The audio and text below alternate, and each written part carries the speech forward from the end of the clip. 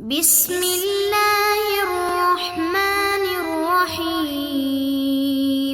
السلام علیکم ورحمۃ اللہ وبرکاتہ۔ Dear students, on line classes کے آج کے لیکچر میں ہم موضوعاتی مطالعے کے تیسرے چیپٹر علم کی فرضیت و فضیلت پر گفتگو کریں گے، اور اس میں جو امتحانی سوالات ہیں کہ علم کی فرضیت کے متعلق بتائیے، اور احادیث مبارکہ کی روشنی میں علم کی فرضیت کے متعلق بتائیے، اور حصول علم کی اہمیت پر ایک نوٹ لکھنے کا بھی کہا جاتا ہے۔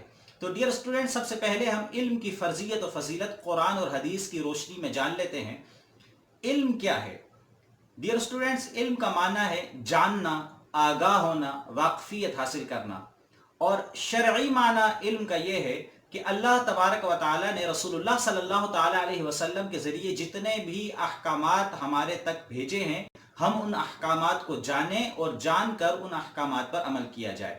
علم کی اہمیت سب سے بڑھ کر قرآن مجید میں اس طرح بیان کی گئی کہ جب قرآن مجید فرقان حمید کے نزول کا آغاز ہوا تو جو سب سے پہلی وحی اللہ رب العزت نے نازل فرمائی وہ سورۃ العلق کی پہلی 5 آیات تھی، اور ان پہلی 5 آیات کا تعلق اور پہلا لفظ ہی علم سے متعلق ہے۔ اللہ رب العزت نے ارشاد فرمایا، اقرأ بسم ربک الذی خلق خلق الانسان من علق اقرأ وربک الاکرم الذی علم بالقلم علم الانسان ما لم يعلم۔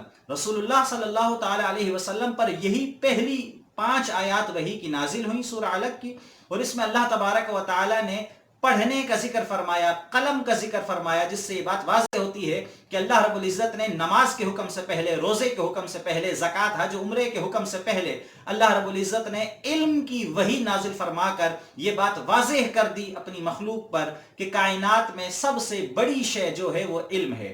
اور اللہ رب العزت کے احسانات میں سے ایک بڑا احسان علم ہے جو اللہ رب العزت نے انسان کو عطا فرمایا ہے۔ انسان کو جو فرشتوں پر فوقیت ملی ہے، فضیلت ملی ہے، اور تمام مخلوقات پر اللہ رب العزت نے جو انسان کو اعلیٰ ترین مقام عطا فرمایا اور اشرف المخلوقات کا ٹائٹل انسان کو عطا فرمایا ہے، وہ علم کے سبب سے ہی ہے۔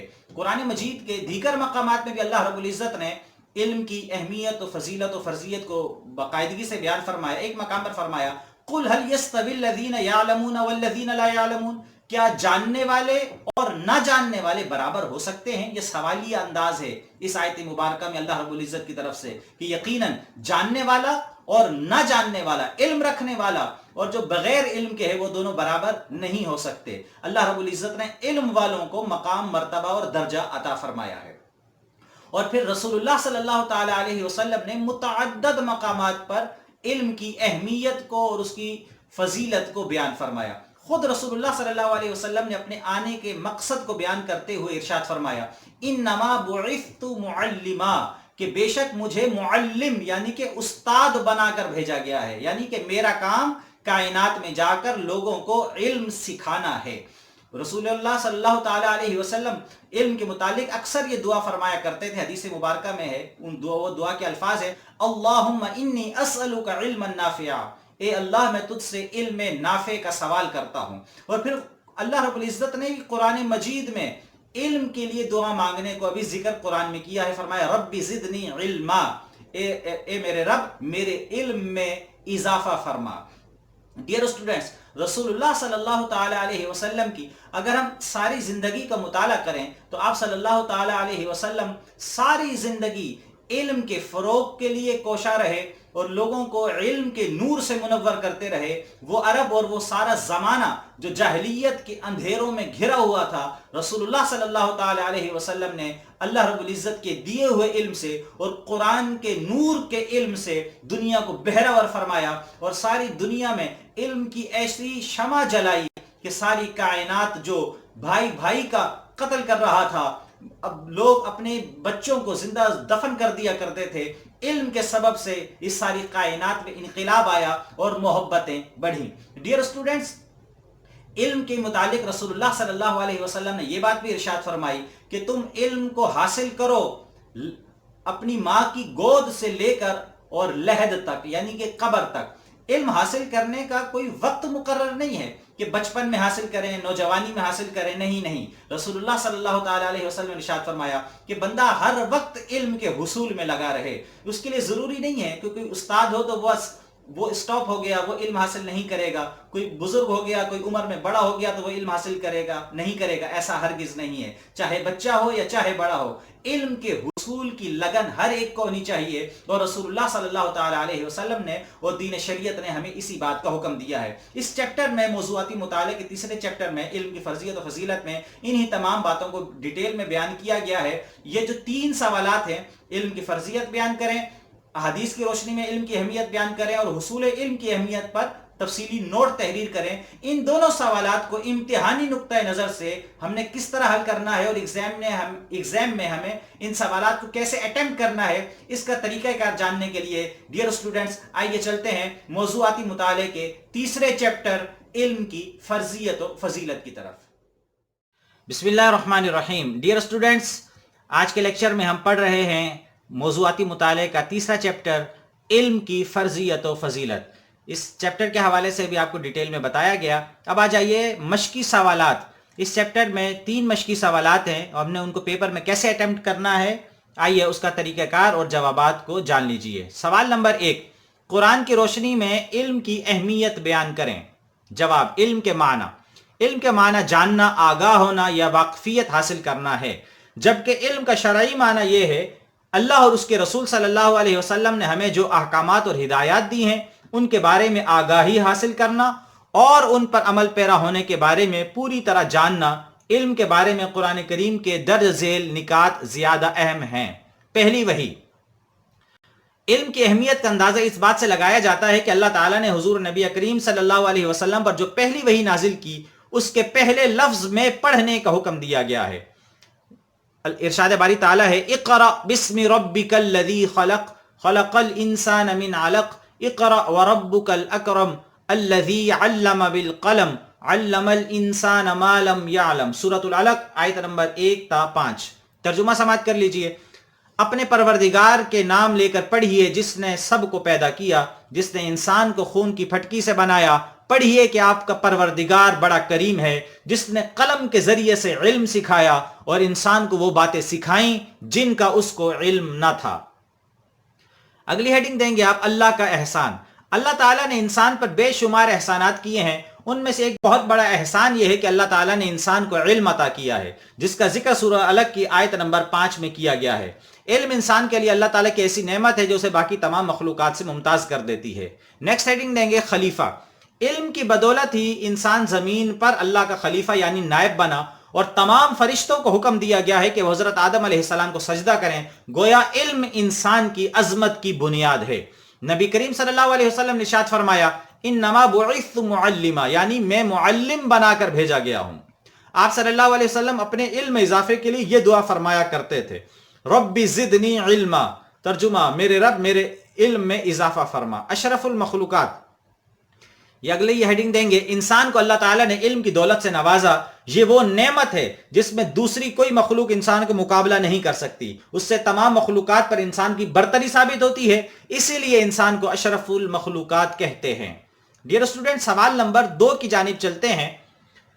سوال نمبر 2 ہے، احادیث کی روشنی میں حصول علم کی اہمیت پر نوٹ لکھیں. ڈیئر اسٹوڈنٹ، سب سے پہلے ہم ہیڈنگ دیں گے حصول علم کی اہمیت. مسلمانوں کو علم کی طرف سب سے زیادہ توجہ دینی چاہیے، کیونکہ قرآن نے دین کے بنیادی احکام کے ساتھ ساتھ دنیاوی فلسفہ، تاریخ، غذائیت اور سائنسی علوم پر غور و فکر کی بھی دعوت دی ہے.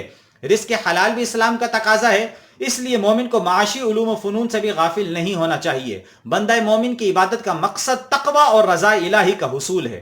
قرآن مجید میں ارشاد ہے، انما یخشی اللہ من عبادہ العلماء. سورہ فاطر آیت نمبر 28. ترجمہ، اللہ کے بندوں میں سے اہل علم ہی اللہ سے ڈرتے ہیں. حصول علم رسول اللہ صلی اللہ علیہ وسلم کے ارشادات کی روشنی میں.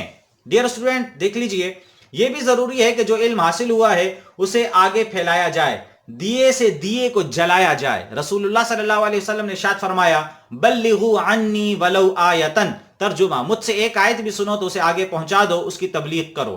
اسی طرح آخری حج کے موقع پر ارشاد فرمایا فَلْيُبَلِّغِ الشَّاهِدُ الْغَائِبَ، ترجمہ جو حاضر ہے وہ اس تک میری یہ تعلیم پہنچا دے جو یہاں نہیں ہے۔ اور پھر حصول علم کے لیے عمر بھر کے لیے کوئی قید نہیں ہے۔ آپ صلی اللہ علیہ وسلم نے ماں کی گود سے قبر میں اترنے تک حصول علم جاری رکھنے کی ہدایت فرمائی، چنانچہ فرمان رسول صلی اللہ علیہ وسلم ہے اطلب العلم من المہد الی اللحد، ترجمہ ماں کی گود سے قبر تک علم حاصل کرو۔ مزید یہ بھی فرمایا کہ مومن علم سے کبھی سیر نہیں ہوتا حتیٰ کہ جنت میں پہنچ جاتا ہے۔ ڈیئر اسٹوڈنٹ، یہ جواب نمبر 2 تھا۔ سوال نمبر 3 کیسے آتا ہے؟ قرآن و حدیث کی روشنی میں علم کی فضیلت بیان کیجیے۔ جواب، سب سے پہلی ہیڈنگ دیں گے علم کا مفہوم۔ علم کے معنی جاننا اور آگاہ ہونے کے ہیں۔ اللہ تعالیٰ کے اپنے بندوں پر بے شمار احسانات ہیں، جن میں سے ایک احسان علم ہے جو اس نے اپنے بندوں کو عطا کیا ہے۔ رسول اللہ صلی اللہ علیہ وسلم پر جو پہلی وحی نازل ہوئی اس میں ارشاد ہے اپنے پروردگار کے نام سے پڑھیے جس نے پیدا کیا، جس نے انسان کو خون کی پھٹکی سے بنایا۔ پڑھیے اور آپ کا رب، آپ کا پروردگار بڑا کریم ہے جس نے قلم کے ذریعے علم سکھایا اور انسان کو وہ باتیں سکھائیں جو وہ نہیں جانتا تھا۔ حدیث کی روشنی میں علم کی فضیلت، رسول اللہ صلی اللہ علیہ وسلم کا ارشاد ہے طلب العلم فریضۃ علی کل مسلم، ترجمہ علم حاصل کرنا ہر مسلمان مرد و عورت پر فرض ہے، اس لیے ہر مسلمان پر لازم ہے کہ وہ طلب علم میں ہرگز کوتاہی نہ کرے۔ رسول اللہ صلی اللہ علیہ وسلم روزانہ صبح و شام جو دعائیں مانگا کرتے تھے ان میں سے ایک یہ بھی ہے اللہم انی اسألک علما نافعا، ترجمہ اے اللہ میں تجھ سے نفع دینے والے علم کی درخواست کرتا ہوں۔ قرآن کی روشنی میں علم کی فضیلت، ابھی نیکسٹ ہیڈنگ دیں گے اور پہلی اس کی سب ہیڈنگ ہوگی علم و عظمت و سربلندی کا ذریعہ۔ علم عظمت اور سربلندی کا ذریعہ ہے۔ زیور علم سے آراستہ لوگ اللہ کے زیادہ قریب ہوتے ہیں۔ اللہ کے نزدیک عالم اور جاہل برابر نہیں۔ قرآن مجید میں ارشاد ہے قُلْ هَلْ يَسْتَوِي الَّذِينَ يَعْلَمُونَ وَالَّذِينَ لَا يَعْلَمُونَ، سورہ زمر آیت نمبر 9، ترجمہ کیا وہ لوگ جو علم رکھتے ہیں اور وہ لوگ جو علم نہیں رکھتے برابر ہو سکتے ہیں؟ جو لوگ نور ایمان سے منور ہو کر علم سے کام لیتے ہیں ان کے بارے میں فرمایا یرفع اللہ الذین آمنوا منکم والذین اوتوا العلم درجات، سورہ مجادلہ آیت نمبر 11، ترجمہ سماعت کیجئے، یعنی تم میں سے جو لوگ ایمان لائے اور جنہیں علم دیا گیا اللہ ان کے درجات بلند فرمائے گا۔ علم کی مجلسیں، ایک اور ہیڈنگ دیں گے۔ ایک مرتبہ رسول پاک صلی اللہ علیہ وسلم نے مسجد میں تشریف لائے، وہاں 2 مجلسیں ہو رہی تھیں، ایک حلقہ ذکر تھا اور دوسرا حلقہ علم۔ آپ صلی اللہ علیہ وسلم نے دونوں کی تعریف فرمائی اور پھر علم کی مجلس میں شریک ہو گئے اور فرمایا کہ یہ پہلی مجلس سے بہتر ہے۔ ایک مرتبہ رسول اللہ صلی اللہ علیہ وسلم نے فرمایا کہ جب جنت کی پھلواریوں میں سے گزرو تو ان سے جی بھر کر فائدہ اٹھاؤ۔ صحابہ کرام نے پوچھا جنت کی پھلواریاں کیا ہیں؟ فرمایا علم کی مجلسیں۔ علم دنیا میں ترقی و کامیابی کا ذریعہ ہے، کوئی شک نہیں کہ دنیا میں ترقی اور کامیابی کا ذریعہ علم ہے۔ روایات کی روشنی میں علم کی فضیلت، علم حاصل کرو کہ اللہ کے لیے علم حاصل کرنا نیکی ہے، علم کی طلب عبادت ہے، اس میں مصروف رہنا تسبیح اور بحث و مباحثہ کرنا جہاد ہے، علم سکھاؤ تو صدقہ ہے، علم تنہائی کا ساتھی ہے، فراخی اور تنگ دستی میں رہنما ہے، غم خوار دوست اور بہترین ہم نشین ہے، علم جنت کا راستہ ہے۔